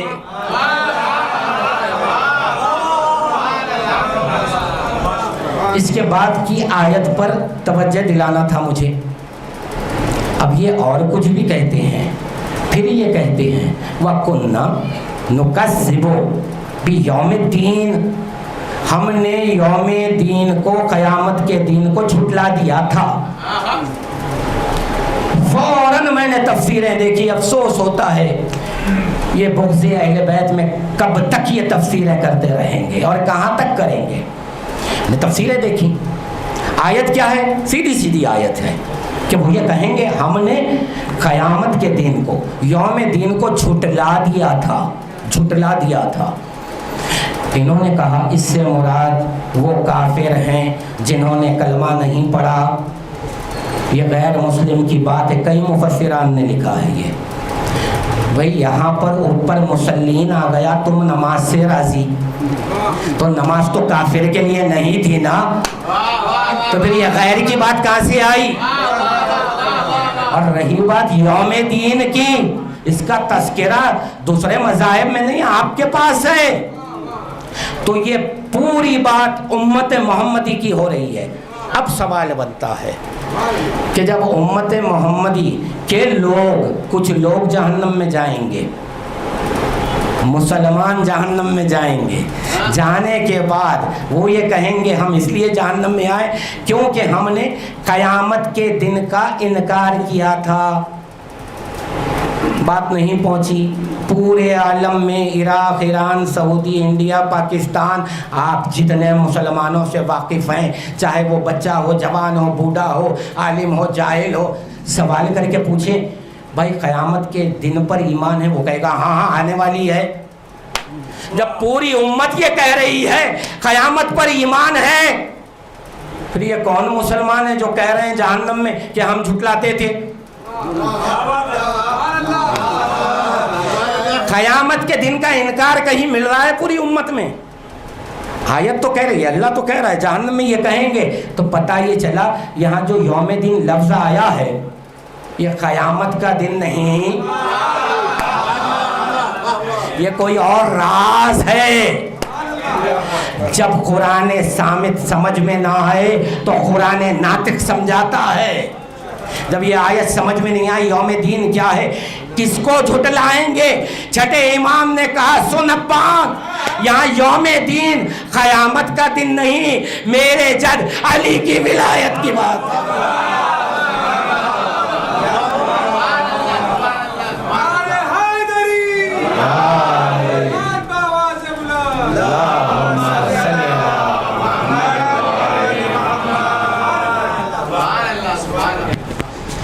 حضور ایک روایت ہے، شیخ صدوق علیہ الرحمہ کی کتاب ہے، اس میں بھی قیامت کا ذکر ہے۔ ساتویں امام سے امام بیان کرتے ہیں میدان محشر کا ایک منظر، وہ یہ بیان کرتے ہیں کہ تمام بندوں کو ایک وادی سے گزارا جائے گا، وہ وادی میں ایک پہاڑ ہوگا، کس کا؟ واجبات کا، فرائض کا، نماز کا، روزے کا۔ اعتقادات ائمہ کتاب موجود ہے، شیخ صدوق کی کتاب ہے، حوالہ دینے میں تیار ہوں، اور جب حوالے میں اگر آپ کو کتابیں ڈھونڈنے دشواری ہو بیگ صاحب فوراً واٹس اپ کر دیں گے، اطمینان رکھیے آپ، بعد میں یہ نہ کہیں بھئی یہ روایت ہے نہیں، ایسا بھی ہو رہا ہے آج کل۔ ارے جب ہم بیان کرتے تو پوچھ لو ہم سے، ہم تو وہ ہیں کہ ہم انتظار کرتے ہیں پڑھنے کے بعد، بھئی یہ آیت میں یہ بات نہیں تھی، آ کے پوچھ لو، یہ روایت نہیں ہے، آ کے پوچھ لو، دوسروں کے سامنے نہ بیان کرو۔ اب روایت میں جملہ آیا ہے، میں کیا کروں؟ ساتویں امام کہتے ہیں کہ نماز روزہ حج تمام احکام شریعہ کا فرائض کا پہاڑ ہوگا، تمام امت کو، پوری امت کو اس وادی سے گزارا جائے گا۔ جب یہ بندے گزرتے رہیں گے تو جس مسلمان کے پاس واجبات میں کمی ہوگی، انکار نہیں، کمی جس کے پاس کمی ہوگی، امام کہتے ہیں یہ پہاڑ اس پر گرے گا، اس کے سر کے پرخچے اڑ جائیں گے، ایسی اذیت سے گزر کر پھر آگے حساب و کتاب میں جانا ہے۔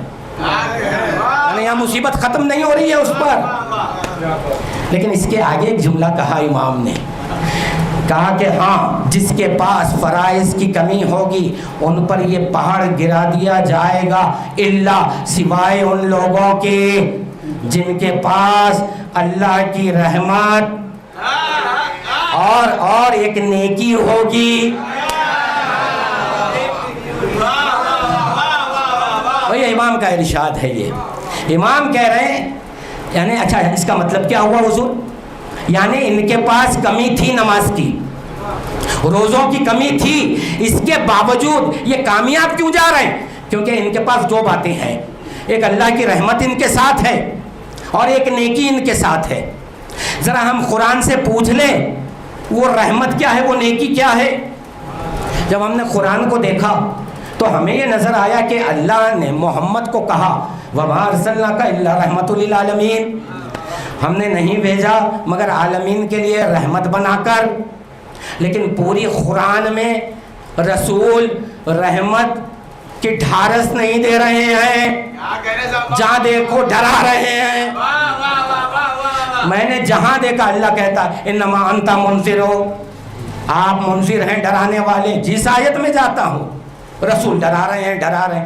اوہ اللہ اکبر، یعنی کہ اللہ نے جس کو رحمت للعالمین کہا تھا اس کی رحمت ایسی ہے کہ بات بات پر وہ ڈرا رہا ہے۔ جب پوری قرآن میں نے تلاش کی تو یہ دیکھا کہ نہیں، ڈر کے معنی کچھ اور ہیں۔ جہاں پر میں نے یہ دیکھا بھئی تم نماز نہیں پڑھو گے تو تم پر عذاب ہوگا، تمام امت نے کہا بھئی دیکھیے رسول نے ڈرایا، وہ منذر ہیں، ڈرانے والے ہیں، روزے نہیں رکھو گے سزا ملے گی، ڈرانے والے ہیں۔ میں نے اپنی زندگی میں ایک مثال دیکھی، اس کے بعد قرآن کو دیکھا کہ یہاں جتنے بیٹھے ہیں جو صاحب اولاد ہیں اپنے بچوں کو پڑھائی کے لیے ڈانٹتے ضرور ہیں، مارتے ضرور ہیں، لیکن ان کا ڈانٹنا مارنا کیا بچے کے دل میں کبھی ڈر پیدا کرتا ہے؟ کیوں نہیں کرتا؟ کیونکہ باپ کی شفقت ساتھ رہتی ہے۔ تو ایسے ڈرانے کو ڈرانا نہیں کہتے، لیکن باپ اگر کہیں یہ بول دے کہ اگر فلانا عمل تم کرو گے یا نہیں کرو گے تو میں آگ کر دوں گا، اب ڈر بیٹھ جاتا ہے دل میں۔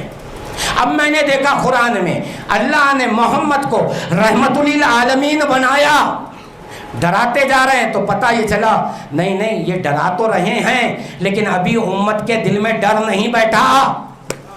غدیر کا دن آیا، ابھی ڈر نہیں بیٹھا، اعلان ولایت کر دیا، ابھی ڈر نہیں بیٹھا۔ اس کے بعد کہا آج کے بعد جو علی کا دشمن میں اس کا دشمن، مطلب کیا تھا؟ اللہ کی رحمت دشمن بن گئی تو پھر نجات محال ہے۔ تو اب غدیر بتا رہی ہے پھر محمد کی رحمت ہے کس کے لیے؟ جو علی سے دوستی کرے گا۔ اب ساتویں امام کا ارشاد سمجھ میں آیا کہ امام یہ کہتے ہیں وہ لوگ بآسانی سے گزر جائیں گے جن کے ساتھ اللہ کی رحمت ہوگی۔ نہیں بات مکمل کرنے، ازبق بن نباتا نے ایک سوال کیا تھا مولا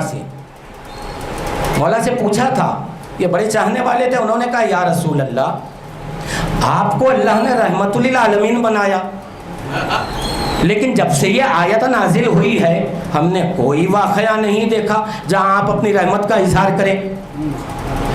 آپ بتا بھی نہیں سکتے، پورے لٹریچر میں شیعہ سنی سب کے پاس اللہ نے محمد کو مصداق رحمت للعالمین کہا تو کبھی انہوں نے ویسی رحمت کا اظہار، اس شان کی رحمت کا اظہار کبھی نہیں کیا۔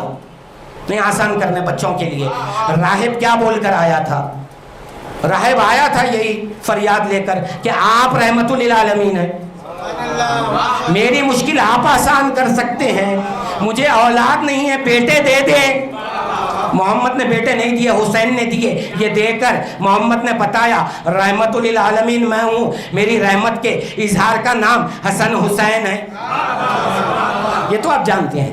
ازبق نے سوال کیا, کہا یا رسول اللہ, اللہ نے آپ کو رحمت للعالمین بنایا ہے تو وہ رحمت آپ کی ہے کیا؟ رحمت کے دوہرے حصے حسن حسین ہیں, شہزادے ہیں, یہ بھی ہم نے مان لیا, مگر وہ رحمت ہے کیا؟ تو رسول اللہ نے ازبق کو دیکھا, علی کو دیکھا, دیکھ کر کہا ازبق یہ علی ابن ابی طالب میری رحمت کا وجود ہے. اب ساتھ میں امام کا ارشاد سمجھ میں آ گیا. ہاں وہ لوگ بآسانی گزر جائیں گے کہ جن کے پاس اللہ کی رحمت ہوگی, یعنی ولایت علی ہوگی. آئیے بھائی, یہ تو ارشادات تھے, لیکن سوال یہ ہے کہ قرآن سے اگر سند نہ ملے تو بات نامکمل ہوتی ہے, کمزور ہو جاتی ہے. بچوں کے لیے آیت کو ذہن میں رکھیں نوجوانوں, گھر میں جا کے قرآن ضرور پڑھنا, اور جب آپ کو یہ معلوم ہو جائے اس طرح سے تقریریں سننے کے بعد کہ ہر آیت میں علی کا اہل بیت کا ذکر ہے, تو روز قرآن پڑھیں گے آپ. سورہ نمل 27واں سورہ, آیت نشان 89-90, اللہ کہتا ہے وَمَنْ جَاءَ بِالْحَسَنَةِ فَلَهُ خَيْرٌ مِّنْهَا فَزَيْنْ يَوْمَئِذٍ بِالْعَامِنُونَ. روز محشر, قیامت کے دن, جو ایک نیکی لے کر آئے گا وہ اللہ کی امن و امان میں پناہ میں رہے گا. بھائی آیت نے کہہ دیا ایک نیکی, مفسروں کو ڈھونڈا, سب نے یہ لکھا یہ ایک نیکی سے مراد ہے اللہ کی توحید, اللہ کو ایک ماننا. لیکن ہمارے ایک عالم نے, ناصر مکارم شیرازی نے بڑا اچھا جواب دیا ان کا. انہوں نے یہ لکھا ہم بھی مانتے ہیں سب سے بڑی نیکی توحید ہے, اللہ کو ایک ماننا ہے, لیکن اس سے بڑی نیکی ہے اللہ کو راضی کرنا. تو اس نیکی میں وہ ہونا چاہیے عمل جو اللہ کو راضی کر لے. اب میں امام کا ارشاد سنا دوں, اصول کافی میں ہے, جلد 2 میں ہے, کہ امام سے پوچھا گیا کہ مولا اللہ یہ جو نیکی کا ذکر کرتا ہے کہ جو ایک نیکی ہے اور اس ایک نیکی کے سبب ہم اللہ کے امن و امان میں رہیں گے, تو امام نے کہا اس نیکی سے مراد ہے ہم اہل بیت کی محبت اور ولایت. صلوات.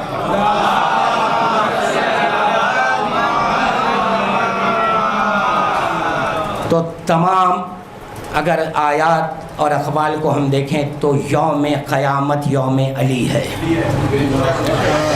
اب ایک روایت بہار الانوار کی 3 جلد, شہزادی کونین کے متعلق چھٹے امام سے ایک سائل نے سوال کیا مولا آپ کی جد ماجدہ بی بی زہرا کا کیا مقام ہوگا روز محشر؟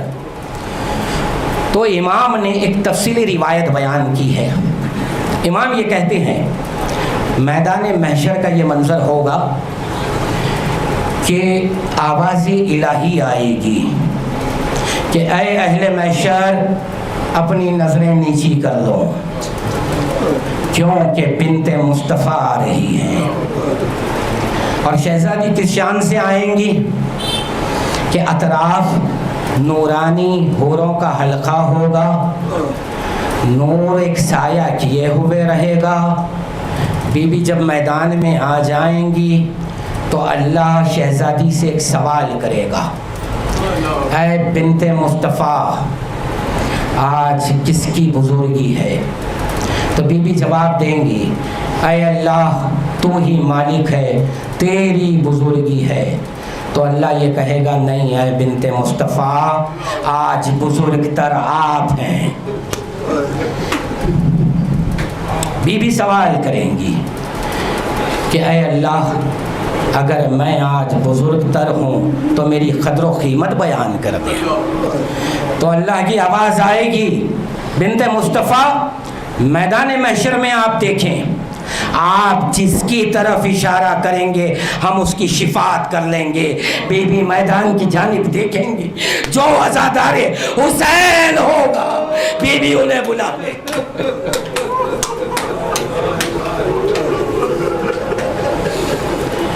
हाँ अज़ादारो, बीबी फातिमा की शबीह बनकर करबला में ज़ैनब आई। पांचवें इमाम कहते हैं शहजादी उम्मुल मसाइब हैं। अल्लाह अकबर, अल्लाह अकबर। इधर कत्ले हुसैन के बाद पूरे काफिले की ढारस ज़ैनब बन गई है। कभी अब्बास बनकर देखती है बच्चों को, कभी हुसैन बन। बीबियों पर कभी कोई मुसीबत गुजरती है, किसे आवाज़ दे, सब ज़ैनब के पास आते हैं। क्या आपने कई बार सुना लेकिन कभी गौर किया ज़ैनब के दर्द को, कि अरे ज़ैनब पर जो मुसीबत गुजर रही थी ज़ैनब किससे बयान करे। शामे गरीबा नेज़े की अनीज़ ज़ालिम ज़ैनब की चादर छीन रहा है। ये शहादत है, शहजादी ज़ैनब की शहादत है। ये गौर करें आप, किसे आवाज दे ज़ैनब। बाजुओं में रसन बांधी गई, अपनी मुसीबत को भुलाकर शहजादी तमाम बीवियों का ख्याल रखती है, बच्चों को देख रही है। दौरान सफ़र बहुत सी मुलाकातें हुई हैं। अज़ादारों, अब मैं तफसील बयान नहीं करूँगा मसाहिब की। कहीं शीरीन से मुलाकात हुई, शीरीन ने नहीं पहचाना, हालांकि कनीज़ रह चुकी थी ना। कहा कि खातून तू कौन है? ज़ैनब को तारुफ देना पड़ा, शीरीन मैं ज़ैनब हूँ। उम्मे हबीबा ने नहीं पहचाना, ज़ैनब को कहना पड़ा उम्मे हबीबा मैं ही ज़ैनब हूँ। ये ऐसा क्यों हो रहा था ज़ैनब के साथ कि जो लोग पहचानते थे वो भी पहचान नहीं पा रहे थे। उसका सबब इतना ही था कि ऐसे मसाइब से ज़ैनब गुजर रही थी, दिल पे सदमे थे और जिस्म पर कभी आग बरसाई जाती है, कभी पत्थर मारे जाते हैं।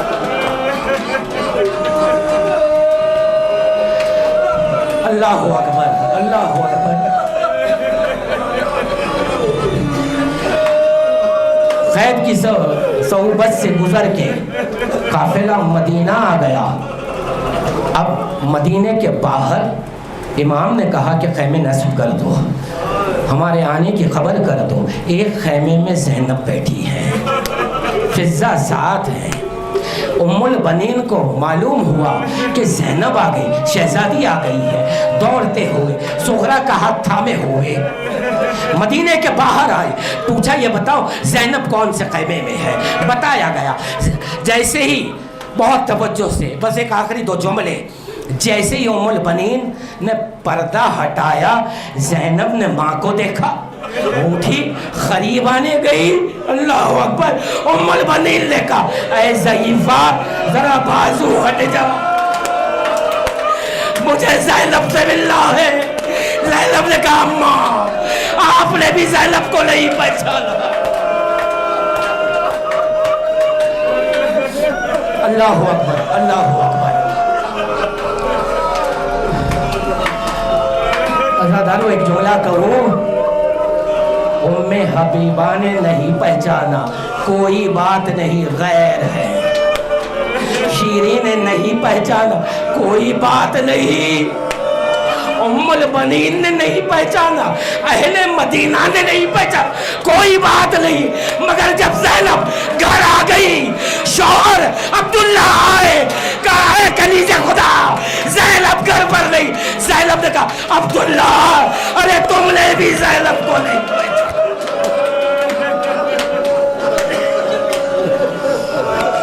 अला लानतुल्लाहि अला कौमिज़ ज़ालिमीन। मातम हुसैन।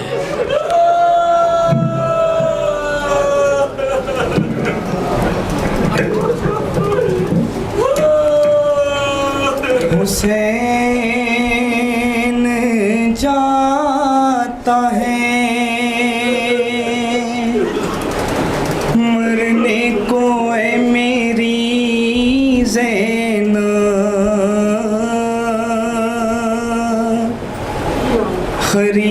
قریب آ گیا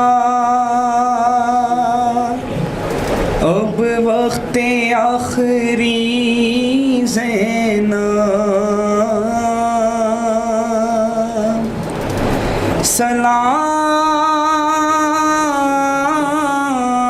سلام تم پہ اے بابا کی لاڈلی زینب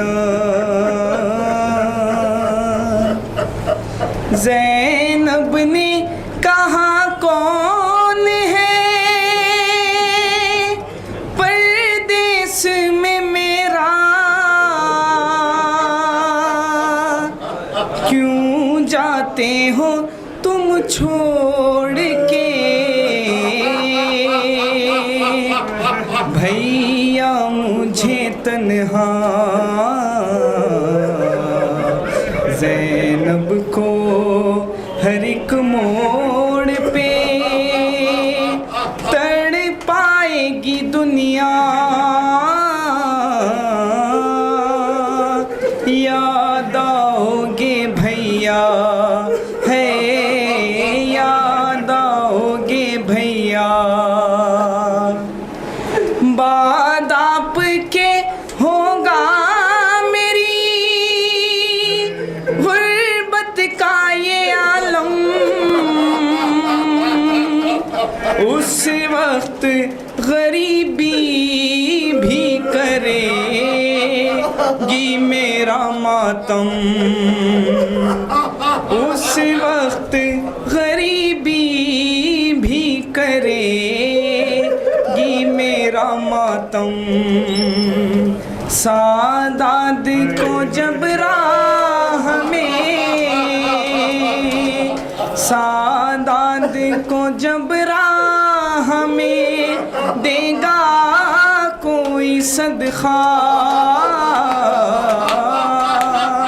یاد آؤ گے بھیا یاد آئے گا بھیا مجھے ارمان تمہارا تم دیکھ نہیں پائے ہو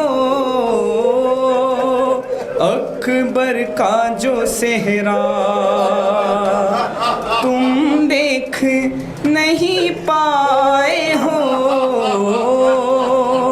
اکبر کا جو صحرا دعوت کوئی شادی کی مدینے میں جو دے گا یاد آؤ گے بھیا اس ماہ سے منسوب تھی بھیا میری خوشیاں تھی سب سے بڑی عید میری تیسری شعبان تھی سب سے بڑی عید میری تیسری شعبان شعبان کے جب چاند کو شعبان کے جب چاند کو دیکھے گی یہ بہنا یاد آؤ گے بھیا اتنا تھا خیال آپ کو پردے کا برادر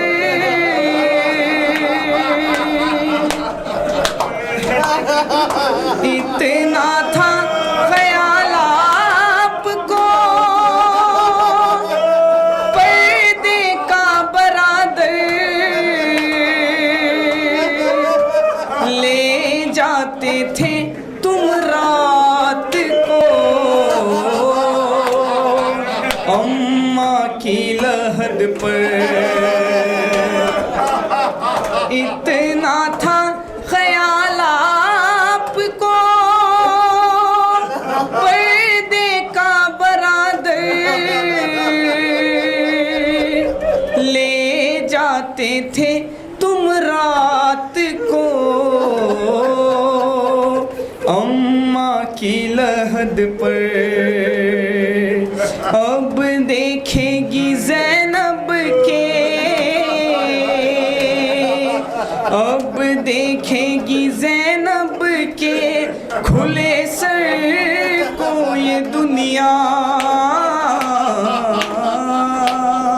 یاد آؤ گے بھیا،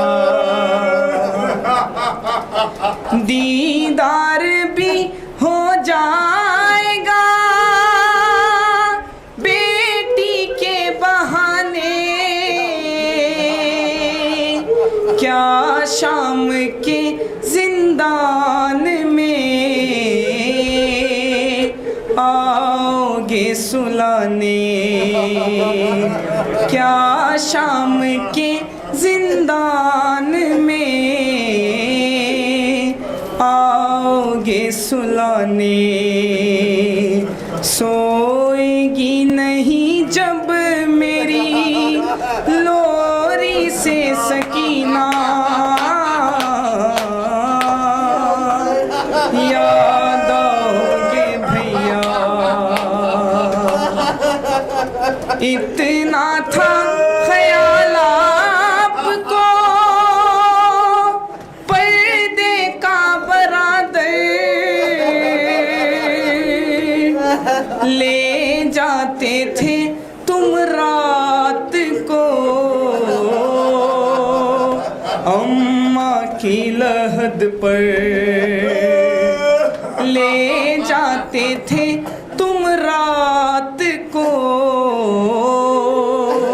اماں کی لحد پر۔ اب دیکھے گی زینب کے، اب دیکھے گی زینب کے کھلے سر کو یہ دنیا، یاد آؤ گے بھیا، ہے یاد آؤ گے بھیا، ہے زینب کو ہر ایک موڑ پہ تڑ پائے گی دنیا، یاد آؤ گے بھیا۔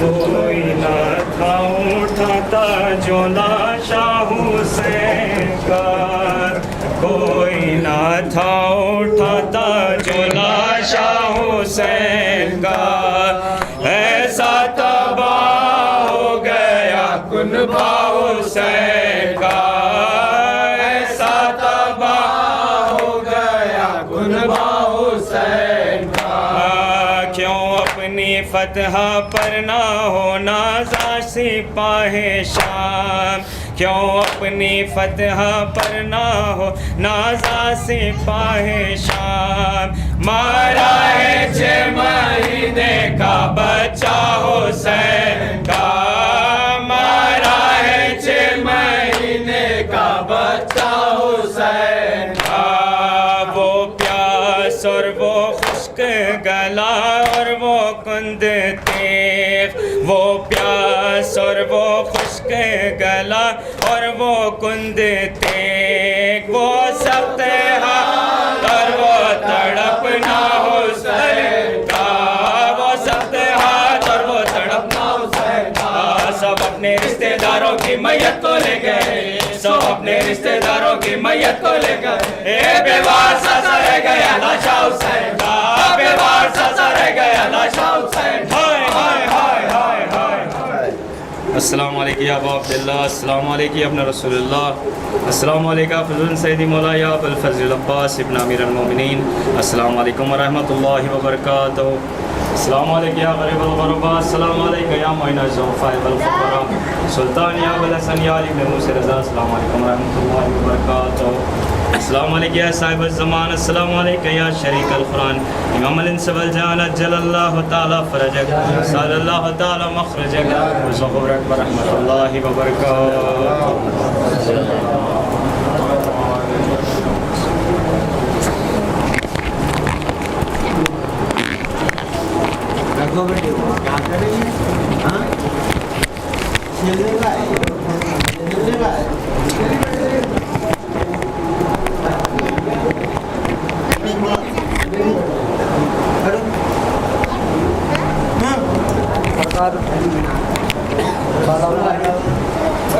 Kalau